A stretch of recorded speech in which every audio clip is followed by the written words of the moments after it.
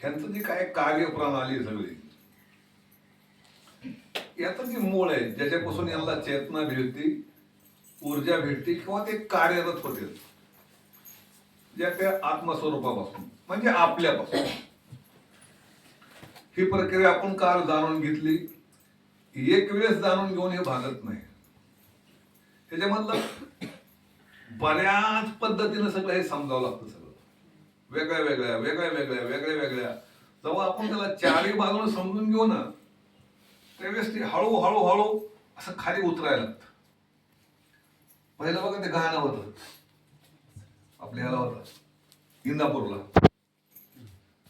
त्या गाण्यामध्ये असं काय शेंगदाणे करडे टाकायचे सगळ्या, आणि ते फिरवायचा फिरवायचा फिरवायचा फिरवायचा फिरवायचा किती वेळेस फिरायचा काय पत्ता नाही त्याचा.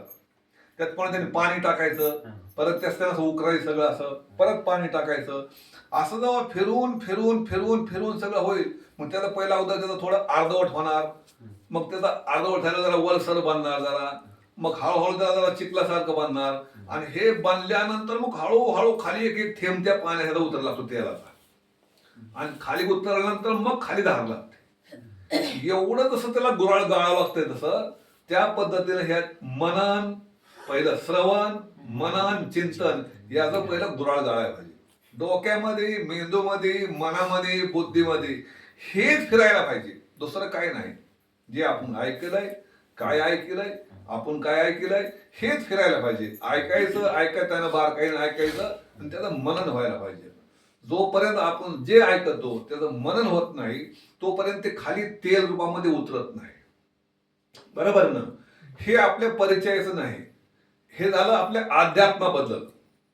पण व्यवहारामध्ये कशी प्रक्रिया घडती तशीच घडते, पण ती प्रक्रिया आपल्याला माहीत नाही कशी घडते ती. आता आपल्याला इकडची माहीत नाही आणि व्यवहाराची घडती ती माहीतच नाही. हे घडतच नाही आणि ते घडते ती माहीत नाही, दोन्हीला एवढा फरक आहे फक्त.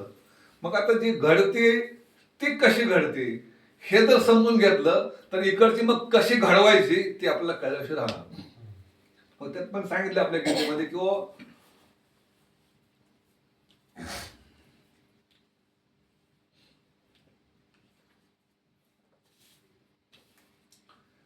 ध्यायतो विषयान पुंसाः संगाप्तेषुपजायते संगात संजायते कामः कामात क्रोधो अभिजायते क्रोधात भवति सम्मोह सम्मोहात स्मृती विभ्रमः. पुढं स्मृतीभ्रंशात बुद्धिनाशो आणि बुद्धिनाशात प्रणश्यती.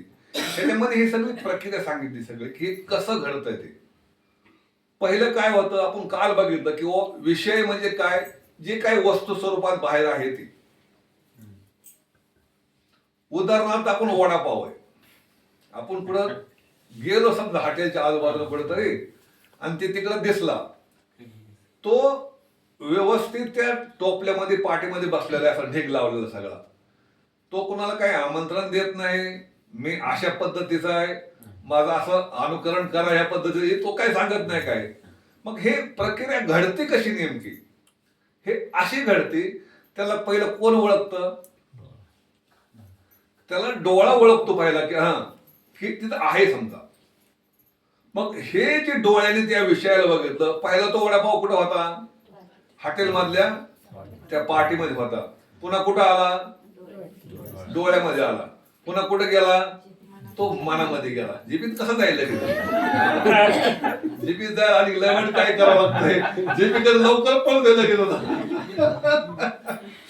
तर तो विषय इंद्रियाच्या माध्यमातून तो मनामध्ये जातो, आणि मनामध्ये गेल्यावर त्याचं त्याच्याबद्दलचं चिंतन होतं. त्याचं चिंतन झालं चिंतन झाल्याशिवाय ते गोष्टी होतच नाही. तसं डायरेक्ट हे गोष्ट घडत नाही. त्या विषयाचं मनामध्ये चिंतन झालं की मग त्याला तिथून चालू होते प्रोसेस त्याच्याबद्दलची की तो खायला पाहिजे. एवढा सगळं विशिष्ट पद्धतीने बनवून ठेवलेला आहे, आणि त्यातून हळूहळू असा धूर निघतो की म्हणजे आताच काढलाय तो असा. एवढी जर खात्री झाली समजा तर ते चिंतन झाल्यावर त्याला खाऊ असं वाटतं. बरोबर ना. मग त्यांनी सांगितले की बाबा ध्यायतो विषयान पुंसः, ह्या विषयाचं मनामध्ये चिंतन झालं की पुढे काय घडतं, संगप्तेषु उपजायते, त्याच्याबद्दलची खाण्याबद्दलची आसक्ती आपल्या मनामध्ये निर्माण होते. मग त्या खाण्याबद्दलची आसक्ती निर्माण झाली की विषयाचे चिंतन करणाऱ्या पुरुषाची त्या विषयामध्ये आसक्ती उत्पन्न होती. बरोबर ना. ते आपण वड्याचं चिंतन केलं, विषय किती आहे सगळे टोटल, 5 विषय. आपण शाळेत जातो म्हणल्यावर आपल्याला किती पुस्तके माहित पाहिजे ना आपल्याला समजा. मग म्हणजे पुस्तकात काय आहे ते नका माहित नसणार, पण कमीत कमी पुस्तकं किती एवढं तरी माहित पाहिजे की नाही. तर आपल्याला 5च पुस्तके द्यायला ठेवा, 5 विषय. आणि 5 विषय ह्याची जी अध्ययन करणारी येते ती गिरायक पण 5च येते. इंद्रिय 5 आहे ते, आणि 5 ज्ञानेंद्रिय, त्याचं ते ग्रहण करतात ते 8 पाठवतात, ते 8 पाठवणारे हे 5च आहे सगळे. लक्षात ठेवा, विषय 5च आहेत, ना 4 ना 6. कुठल्या ग्रंथामध्ये जा, कुठल्या अध्यात्मामध्ये जा, ह्याच्यामध्ये बदल नाही. भले शास्त्र बदलू द्या, देश बदलू द्या, सगळं बदलू द्या, ही काय ईश्वरी प्रक्रिया हे बदललेली नाही. सगळीकडे तेच पद्धत आहे, 5 इंद्रिय आणि 5 विषय. कुठल्या बी एका विषयाचं कोणत्याही त्याचं जर चिंतन झालं त्या मनामध्ये, तर त्या चिंतनाचं रूपांतर कशामध्ये होतं, त्याची आसक्तीमध्ये रूपांतर होतं. त्याच्या मनामध्ये आसक्ती निर्माण होती, आणि त्या आसक्तीमुळे पुढं काय होतं, त्याच्याबद्दलची कामना, की आपण जाऊन खायला पाहिजे, ही त्याची कामना निर्माण होती. आणि ती कामना निर्माण झाली, आणि समजा तेवढ्यामध्ये पुन्हा खिशाकडे बघितलं आणि पाकिट राहिलं घरी. आता पुस्तक सगळं एवढं बदललंय सगळं आता, आणि जर पाकिट घरी असं जर राहिलं तर हा, त्याच्यामध्ये एक नर्वसपणा येतो. बरोबर ना. हे ती खाण्याचं आहे म्हणून, पण बाकीचे जे काही दुसरे जे काही प्रोसिजर, समजा आपला दुसरे विषय, समजा काम आसक्ती अमुक आहे, कारण ह्याच्यामध्ये ह्या आसक्तीला खूप महत्व आहे. मग ती आसक्ती जर पूर्ण झाली तर त्याच्यामध्ये राग आल्याशिवाय राहत नाही. कामात क्रोधो अभिजायते, कामना जर पूर्ण नाही झाली तर त्याच्यामध्ये राग आल्याशिवाय राहत नाही. आपले आता समजा हे इंद्रियाचे विषय म्हणून समजा, ज्या टायमाला मनाचा विषय असतो, मनाचा पण विषय ना की मनासारखं असणं, असं त्याला असं वाटतं, आणि मनासारखं नाही झालं की काय होतं, डायरेक्टच राग येतो ना पुन्हा. हा, राग येतो. मग राग आल्याने काय होतं पुन्हा, राग आल्यावर क्रोधात भवती सम्मोह, त्याच्या ठिकाणी सम्मोह निर्माण होतो. सम्मोह म्हणजे काय, एक असं मूढपणा निर्माण होतो. जी बुद्धी व्यवस्थित विचार करण्यासारखी असते तशी बुद्धी त्याची राहत नाही. जी योग्य विचार करायला पाहिजे ती बुद्धी त्याच्या ठिकाणी राहत नाही. बुद्धीच्या ठिकाणी त्याचा मोह निर्माण होतो. ती असं मूढ बुद्धी होती, मूढवत बुद्धी होती. अशी जर मूढवत बुद्धी झाली तर त्याच्यामुळे काय होतं, मूढ भावामुळे, त्या मूढ स्वभावामुळे त्याचा स्मृतीचा, त्या स्मृतीमध्ये भ्रम तयार होतो. स्मृती काय, जी आठवण्याची जी प्रक्रिया असते ना, त्या आठवण्याबद्दलची, त्याच्या ठिकाणी भ्रम तयार होतो. ते योग्य पद्धतीने आठवत नाही.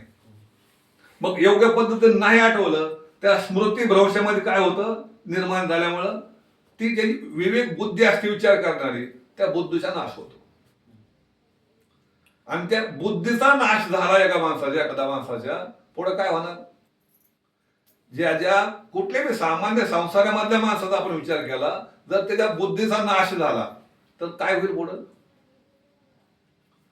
अख्ख्या संसाराचा नाश झाल्याशिवाय राहत नाही. बुद्धी नाशात प्रणश्यती, ह्या सगळ्या प्रक्रिया घडतात त्या. हे विषयाबद्दलच आहे. विषयाचं चिंतन मनामध्ये होतं, आणि ह्या सगळ्या प्रक्रिया घडत घडत बुद्धी भ्रष्ट होते, बुद्धीचा नाश होतो. हे जसं विषयाचं घडतं. आता आपल्या ह्याच्यामधून काय शिकायचंय, ही आपल्याला जी आध्यात्मिक प्रक्रिया आहे, ही प्रक्रिया त्या विषयाच्या ठिकाणी घालायची आपल्याला. जसं आपण वड्यापावाचं उदाहरण घेतलं, त्याला डोळ्याच्या माध्यमातून त्याला मनाकडे पाठवलं. आता ह्या अध्यात्माला काय करायचंय, ह्या अध्यात्माला कानाच्या माध्यमातून मनाकडे पाठवायचंय. कानाच्या माध्यमातून अध्ययन करणं म्हणजे त्याला आत घेणं, बरोबर ना. श्रवण झालं, त्याचं कुठं व्हायला पाहिजे, मनामध्येच होता, लक्षात ठेवा. त्या मनामध्ये त्याचं मनन व्हायला पाहिजे. हे जर त्याचं मनामध्ये मनन झालं, जेवढ्या वेळेस आपण त्याचं मनन करतोय किंवा श्रवण करतोय तेवढ्या वेळामध्ये त्या अंतःकरणामध्ये विषयाचं चिंतन होत नाही, हे महत्वाचं ध्यानात ठेवा. आता बघा, आता संसार आपल्या डोक्यात आहे का? विषय बिलकुल येणार नाही. ती जर अशा पद्धतीचं श्रवण चालू असेल तर त्यामध्ये विषयाचं चिंतन होणार नाही. म्हणजे जे काही संसार आहे तो बाजूला राहील. कशाचं चिंतन होईल? त्या परमात्म्याच्या प्राप्तीबद्दलचं, भक्तीबद्दलचं हे चिंतन निर्माण होईल. त्याचा परिणाम काय? त्याच्यामुळे विषयाचा भोग जर आपण भोगत राहिलो चिंतनाच्या माध्यमातून तर त्याने बुद्धीचा नाश होतो आणि आपल्याला दुःख. जरी समजा त्या विषयाची प्राप्ती झाली समाधानी होत नाही. कुठली बी एक समजा यावर्षी आपल्याला सोयाबीन जास्त पिकलं म्हणजे पाऊस जास्त होऊन सुद्धा असं रिझल्ट आहे, समाधान झालं का? पुढच्या वर्षी नाही पिकलं चालेल का? कारण आदलीमध्ये किती जरी समजा तेल ओतलं म्हणजे तो तृप्त होईल, हे जसं त्याच्या स्वभावाचं गुणधर्मच नाही तो. तसं हे जे अंतःकरणाचा गुणधर्म आहे, किती जरी विषय भोगले इंद्रियाच्या माध्यमातून तरी अंतःकरणाची तृप्ती कधी होत नाही आणि कमी पडलं की राग आल्याशिवाय राहत नाही. हे विषयाचं गणित आहे. आपल्या परमार्थ क्षेत्राचं गणित कसं आहे, अध्यात्माचं गणित कसं आहे. जर या श्रवणाचं त्या परमात्म्याच्या प्राप्तीचे काही जे साधन सांगितलं आपल्याला, कुठले साधन सांगितलंय किंवा श्रवण मनन निधिध्यासन अध्यात्म प्राप्त करण्याकरता हेच साधन आहे. साधना अंतःकरण शुद्धी करता आणि आत्मप्राप्तीकडे जाण्याकरता श्रवण मनन निधिध्यासन दुसरं साधन नाही याच्यापेक्षा. म्हणून हे श्रवण झालं, त्याचं जर मनन झालं, त्याचं जर चिंतन झालं तर तेवढ्या कालावधीमध्ये त्या इंद्रियाचं जी विषयाबद्दलची जी आसक्ती, ही आसक्ती गेल्याशिवाय राहत नाही. मग ही जर आसक्ती त्या विषयाची गेली तर त्या चित्तामध्ये एक प्रसन्नता निर्माण होते, लक्षात ठेवा. त्याच्यामध्ये प्रसन्नता होणार नाही, तेवढ्यापुरतं सुख वाटेल, भेटलं तरी आणखीन भोगण्याची आसक्ती होईल आणि नाही भेटलं तर राग येईल. ह्या दोन गोष्टी तिकडे होत्या. पण जर याचं चिंतन झालं ह्याच्यामध्ये तर त्याच्यामध्ये प्रसन्नता निर्माण झाल्याशिवाय राहणार नाही. प्रसन्नता निर्माण झाली की त्याच्या ठिकाणी ह्या दोन गोष्टी राहत नाहीत. काय राहत नाहीत? त्या जी त्या विषयाबद्दलची असणारी प्रीती आणि विषयाबद्दलचा द्वेष. म्हणजे मनासारखं असेल तर आवड आणि मनाविरुद्ध झालं तर त्याच्याबद्दलचा द्वेष निर्माण होणं, ह्या दोन गोष्टी नाहीशा होत्या. कशामुळं? मनामध्ये जर हे प्रसन्नता निर्माण झाली तर हे अशा पद्धतीनं प्रसन्नता निर्माण आपल्याला करायची आहे. आपण 2-3 दिवस झाले याच्यावर बोलतो की मनामध्ये प्रसन्नता निर्माण करा. हे विषयाच्या माध्यमातून जे आपल्याला सुख वाटतंय, बरं वाटतंय, ही प्रसन्न क्षणिक आहे. किती ते गारगोट असते ना, पहिला वापर तेच करायचे. पहिले काय माचीच्या काड्या नव्हत्या. पहिल्या शेतामध्ये जर आपल्याला कुठं आग लावायची असेल कशाला समजा, तर पहिलं ते गारगोट असतात 2 आणि त्या गारगोटीवर गारगोट अशी मारली की त्यातून एक ठेणगी उडते. ह्या ठेणगीवर तुम्हाला हे ग्रंथ वाचता येईल का? कुठल्या एखादं काम करता येईल का? हे जसं करता येत नाही, पण ती पण एक आग आहेच ना, तिचा पण प्रकाश पडतोच ना. पण त्या प्रकाशामध्ये जसं कार्य होत नाही तसं ह्या विषयाच्या असणाऱ्या सुखामध्ये आपलं प्रसन्नता आपल्याकडे येत नाही, लक्षात ठेवा. ते टिकत नाही, क्षणिक आहे ते. म्हणून हे प्रसन्नता येण्याकरता या पद्धतीनं जर श्रवण केलं, मनन केलं, चिंतन केलं तर प्रसन्नता आल्याशिवाय राहत नाही. प्रसन्नता जर आली तर राग आणि द्वेष आपल्या ठिकाणी राहत नाहीत. हे दोन जर नाही राहणं आणि प्रसन्नता निर्माण होणं, याचंच नाव प्रसाद असं आहे. आपल्याला अभंग स्वरूपात मी खूप वेळ आपण कीर्तन ऐकलेली ती अभंग तर दररोज म्हणते शेवटला. कुठला? पाहे प्रसादाची वाट आणि घ्यावे धोवणी का प्यावे धोवणे ताट, असं काय ते म्हणते समजा. मग मला वाटायचं प्रसाद म्हणजे काय? संत या चुरमुऱ्याच्या प्रसादाकडे थोडी ते बोलायला लागले. मग खूप दिवस मी विचार करत होतो की ज्या टायमाला आपण गीता वाचायला सुरुवात केली त्यात हे प्रसादाचं गळ होणार. ही प्रसन्नता हाच प्रसाद आहे. आपण म्हणतो ना आपल्याला आम्हाला गुरुप्रसाद प्राप्त झालाय किंवा आमच्यावर गुरुकृपा झाली. गुरुकृपा काय, गुरुप्रसाद काय, आपल्या चित्ताच्या ठिकाणी अंतःकरणाच्या ठिकाणी प्रसन्नता निर्माण होत. हीच गुरुकृपा आहे आणि हाच प्रसाद आहे किंवा पाहे प्रसादाची वाट जे म्हणलेलं आहे ती त्या प्रसादाची, की तो परमात्मा कधी माझ्यावर कृपा करेल किंवा माझ्यावर केव्हा गुरुकृपा होईल आणि मला तो प्रसाद भेटेल. कुठला, ह्या प्रसन्नतेचा. आणि प्रसन्नतेचा परिणाम काय होतो हे याच्यामध्ये सांगितलेलं आहे. प्रसादे सर्व दुःखानां हानिरशोपजायते प्रसन्न चेतसो ह्याशो बुद्धी पर्यवतिष्ठते. तर ही प्रसन्नता जर आपल्याला प्राप्त झाली तर जेवढी बी दुःख असतात ना, एवढी प्रसन्न चेतसो ह्याशो बुद्धी पर्यवतिष्ठते. ह्या प्रसन्नेच्या माध्यमातून जेवढी बी काही सगळी दुःख येते, ह्या सगळ्या दुःखाची हानी, त्याची रास झाल्याशिवाय राहत नाही. हे त्रिविध तापामध्ये दुःख असू द्या किंवा जन्म मरणाचे दुःख असू द्या, ही सगळी दुःख या पद्धतीने जर आपण प्रसन्नता प्राप्त केली, आपली विषयामधून भेटणारी नाही, विषयामधून भेटणारी. मी काल का परवा बोललो किंवा हौदामध्ये जरी पाणी भरलं तरी ते पाणी संपायला वेळ लागत नाही, संपून जाणार आहे पाणी. जर विहिरीतलं पाणी संपणार आहे का संपत नाही. ती त्याच्यामध्ये त्याची निर्मिती होती. तुम्ही जेवढं जेवढं काढणार काय होणार, तेवढं तेवढं येणार. तसं तुम्ही जेवढी जेवढी प्रसन्नता जरी तुम्ही वाटली सगळ्याला, समजा किती वाटा तुमची प्रसन्नता तुमची आणखीन वाढत राहणार.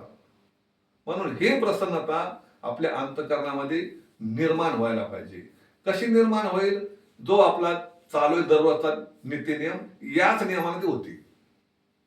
विषयाचं चिंतन न होऊ देणं आणि त्याकरता हाच पर्याय कुठला, गीताध्ययनशीलस्य प्राणायाम परस्य च, हाच आपल्याला पर्याय दुसरा काय नाही. मग ते पुढचं गळ किंवा जे काय तुमचे काय पाप असतील पूर्वजन्माची, ही सगळी नाहीशी झाल्याशिवाय राहणार नाही ती. म्हणून प्राणायाम करणं, प्राणायामाचे खूप काय फायदे आहेत. शारीरिक आहेत, मानसिक आहेत, बौद्धिक आहेत, आध्यात्मिक आहेत, सगळे काय फायदे त्या प्राणायामामध्ये आहेत. गीतेमध्ये सांगितलेलं आहे, ज्ञानेश्वरीमध्ये सांगितलेलं आहे. आपलं लक्ष त्याच्याकडे जात नाही. ज्ञानेश्वरी जरी वाचली तरी ज्ञानेश्वरीमध्ये कुठं प्राणायाम सांगितलं म्हणून कोणी म्हणणार नाही तर सांगितलं म्हणून. ज्ञानोबरायने खूप वर्णन केलं की गुरु, आपण म्हणतो ना, मनपवनाची खेळणे आत्मसुखाची बाळलेली लेवविषयी. मनपवनाची खेळणे म्हणजे काय, आपण बाकीचे खेळ आपण सगळे खेळलो, जेवढे आहेत तेवढे आपल्याला माहिती आहे, सगळे जेवढे माहिती आहेत तेवढे. पण मनपवनाचे खेळ आपण कधी खेळलो कुठं, हा खेळ कोण खेळलाय कुठं, आपण तुम्ही नाही का. मग मन म्हणजे काय, आपलं मन आहे ते. आणि पवन म्हणजे काय, पवन म्हणजे हवा. मग हे आपल्या श्वासाच्या माध्यमातून असणारी जी हवा आहे आणि ते असणारं मन आहे, या दोन्हीचा खेळ खेळायचा, याचं नाव प्राणायाम. लक्षात ठेवा. बदला करा मांडे, सुरुवात करा.